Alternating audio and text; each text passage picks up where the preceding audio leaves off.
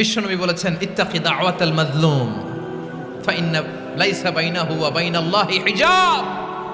মাজলুমের কান্নাকে ভয় করো, কারণ মাজলুমের কান্না আর আল্লাহর মাঝে কোনো পর্দা থাকে না। আমরা আর এরকম কোন জুলুম বাংলাদেশে দেখতে চাই না। জোরে বলেন ঠিক কিনা? আর কেউ নতুন করে জালিম হোক আপনারা চান? আবার নতুন করে কেউ ফ্যাসিস্ট হোক আপনারা চান? এক দল আরেক দলকে নিশ্চিহ্ন করার রাজনীতিতে মেতে উঠুক, এটা আপনারা চান? আমরা বাংলাদেশকে আদল দিয়ে সাজাতে চাই। আমরা এই 56,000 বর্গ মাইলের প্রতিটা ইঞ্চি মাটিকে কোরআনের আইন দিয়ে সাজাতে চাই। রাজি আছেন আপনারা? কারা কারা রাজি দেখান হাত তুলে আল্লাহকে।